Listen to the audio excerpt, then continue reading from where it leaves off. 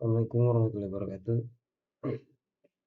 Perkenalkan nama saya Martin dengan NIM 2165027. Pada video kali ini saya akan review tugas mata kuliah Cybercrime. Baik, lanjut saja pada materinya. Pertama, kasus pencurian identitas atau identity ya.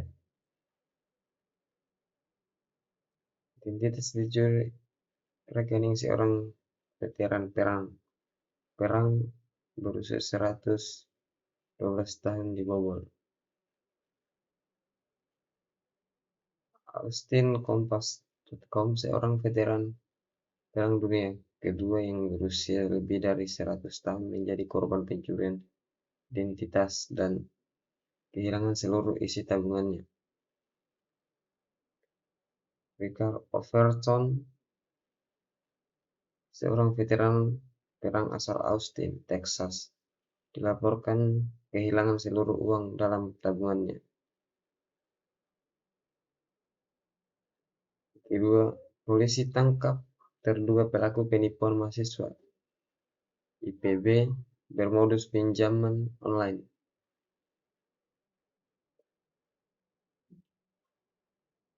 Polres Bogor berhasil menangkap wanita berinisial San, terduga pelaku dalam kasus dugaan penipuan bermodus pinjaman online pinjol yang melibatkan ratusan mahasiswa IPB University.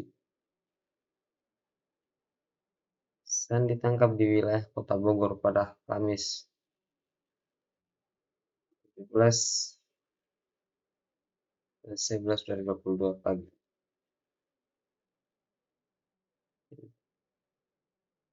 Ketiga, modus pinjol, 3 pelaku penipuan ditangkap. 3 pria yang terlibat kasus tindak pidana penipuan dengan modus pinjaman online ditangkap di Rektorat Reserse Kriminal Khusus.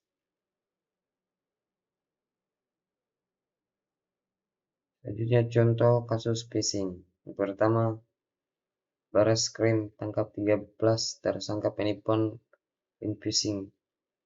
Korban 493 orang.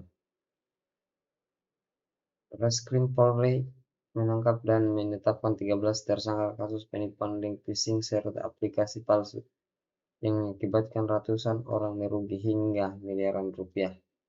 Total 13 pelaku telah ditangkap dan ditetapkan sebagai tersangka dalam perkara itu, kata Karopenmas Divisi Humas Polri Brigjen Ahmad Ramadan dalam keterangan tertulisnya.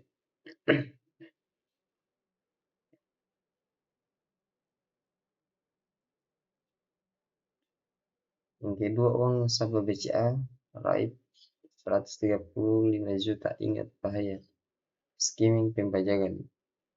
Personal Identification Number atau PIN ATM merupakan sesuatu yang sangat rahasia dan sangat tidak disarankan untuk dibagikan. Sebab membagikan PIN ATM berpotensi merugikan pengguna mulai dari skimming hingga pembajakan.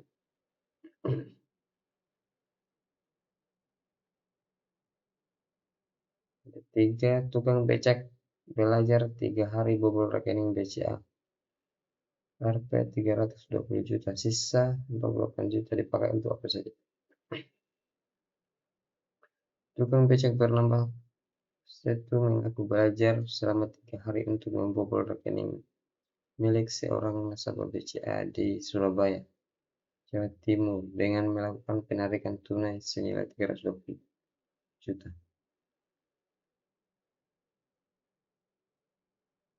Contoh kasus malware atau perangkat lunak berbahaya. Pertama,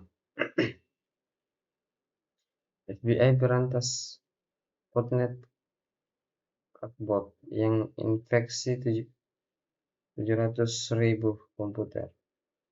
Gabungan penegak hukum dari berbagai negara yang dipimpin oleh Federal Bureau of Investigation atau FBI membongkar jaringan botnet Crackbot yang menginfeksi lebih dari 700.000 komputer di seluruh dunia.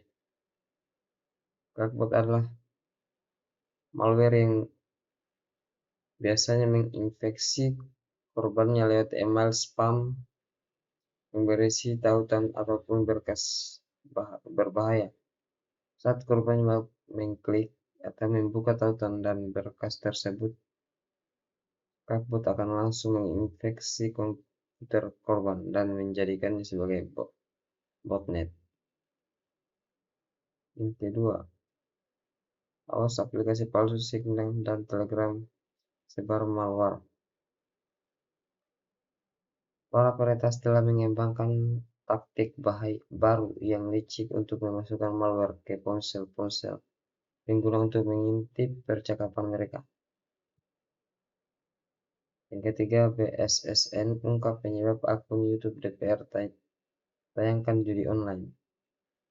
Badan Cyber dan Sandi Negara atau BSSN merespon terkait akun resmi YouTube DPR RI yang sempat diretas lalu menayangkan judi online. BSSN menemukan adanya malware hingga akun YouTube bisa dibajak.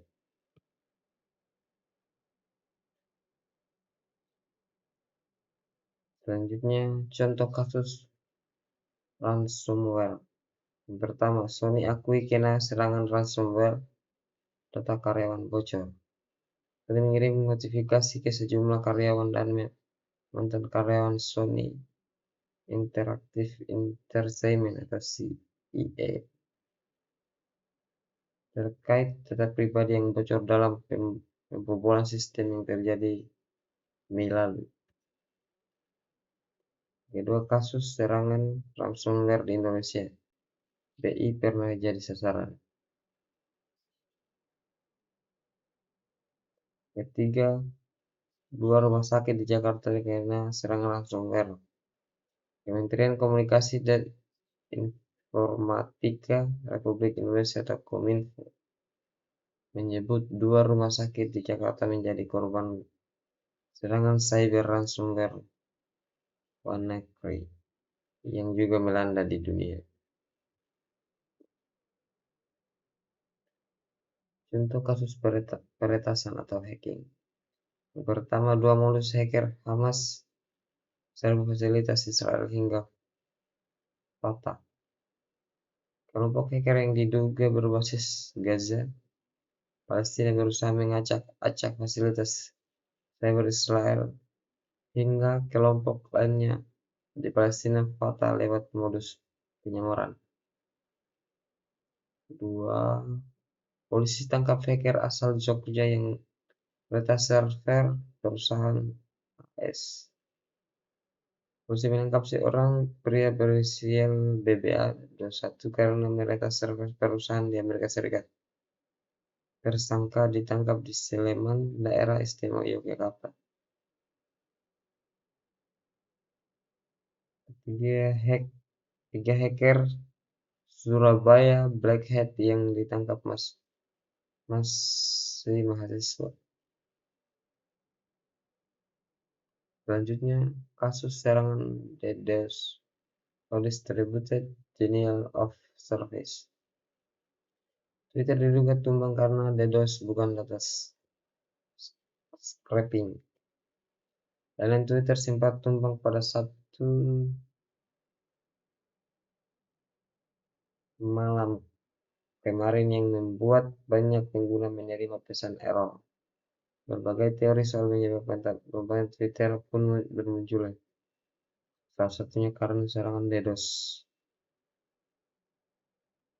Kedua situs kode kena serangan DDoS usai beritakan kasus pemerkosaan pegawai Kemenkop UKM.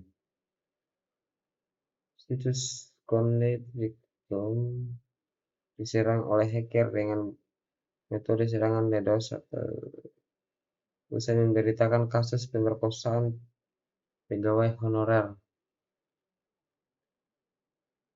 Kementerian Koperasi dan Usaha Kecil Menengah atau Kemenkop UKM. Kemudian Dewan Pers, serangan deros ke media massa bentuk upaya pembungkaman. Selanjutnya, contoh kasus pencurian kekayaan intelektual. Bocorkan rahasia dagang racikan kopi Hinpin dibui. Palu, Hinpin dihukum 1 tahun penjara karena membocorkan rahasia dagang racikan kopi.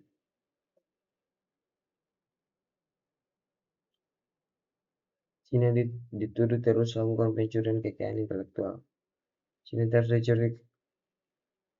terus mencuri kekayaan intelektual dari negara lain. Menurut laporan pekan ini, terdapat seorang pakar keamanan cyber mengatakan itu bukan masalah sebenarnya. Sebuah laporan yang dirilis minggu ini oleh Australia Strategic Policy Institute (ASPI) mengatakan bahwa Cina jelas atau mungkin melanggar perjanjian bilateral spionase cyber. Ketika BT menggugat Google karena mencuri hak paten. Perusahaan telekomunikasi Inggris BT menggugat Google di Amerika Serikat karena dianggap telah mencuri 6 paten miliknya. Gugatan BT terpusat pada teknologi yang antara lain menjadi inti dari sistem Android milik Google maupun situs pencarian. Selanjutnya, contoh kasus pemalsuan. Yang pertama, 3 tersangka kasus pemalsuan identitas PPDB Kota Bogor ditangkap. Polres Kota Bogor menangkap 3 pelaku dalam kasus kecurangan penerimaan peserta didik baru atau PPDB Kota Bogor. Polres Tanjung Priok bongkar kasus pemalsuan dokumen KTP dan ijazah.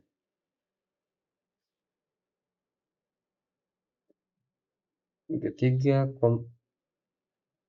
komplotan pemalsu dokumen kerja ke luar negeri dibekuk di Malang. Komplotan pemalsuan dokumen kerja ke luar negeri ditangkap polisi. Dari penangkapan ini 4 orang ditetapkan sebagai tersangka.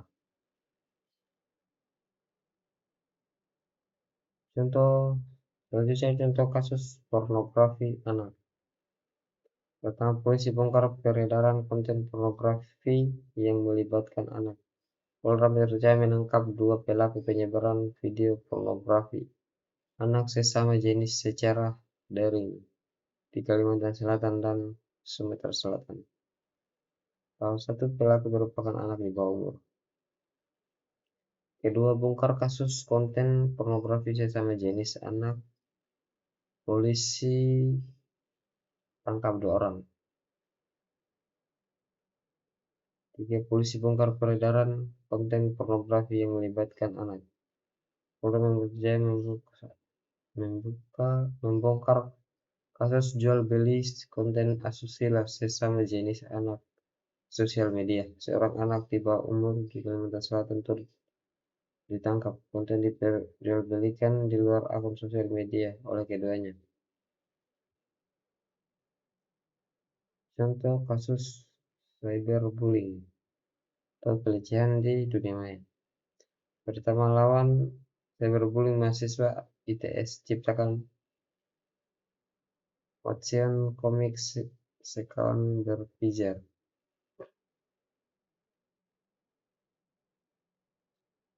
Perundungan daring picu korban jiwa. Penipuan muda di Cina mundur setelah dirundung warganet. 6 bulan setelah membagikan fotonya untuk merayakan keberhasilannya masuk sekolah pascasarjana bersama kakek yang berbaring di tempat tidur, Zheng Linghua meninggal dunia. Dalam foto yang diunggah ke media sosial Cina. Xiao Hongsu, perempuan berusia 23 tahun dengan rambut merah muda, ini tampak bersemangat. Tiga pelaku bullying anak di Tasikmalaya terpapar konten pornografi karena alami perundungan berat dan kompleks. Selanjutnya, contoh kasus penyebaran informasi palsu.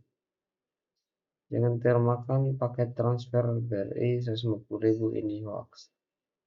PT Bank Rakyat Indonesia atau TBK menegaskan bahwa informasi perubahan tarif transfer antara bank dari 6.500 per transaksi menjadi 1.000 per bulan. Adalah informasi yang tidak benar. Aparat penegak hukum terus berupaya untuk menumpas serta menangkap pelaku kejahatan social engineering. Video YouTube hapus 130 video anti-vaksin dan hoax COVID.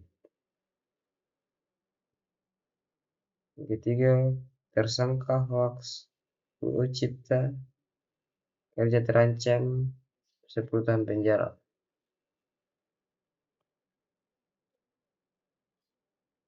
Selanjutnya, contoh kasus peretasan email. Pertama, mantan eksekutif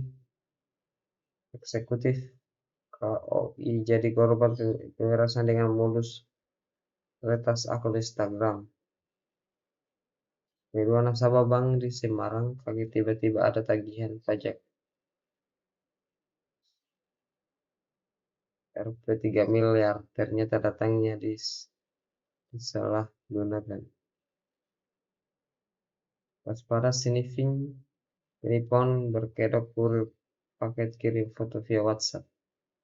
Beberapa waktu lalu viral unggahan warganet tentang penipuan sniffing yang bisa menguras saldo tabungan korban dengan meretas data mobile banking korban. Lihat contoh kasus pengintaian. 2 Angkatan Laut AS ditangkap karena diduga menjadi mata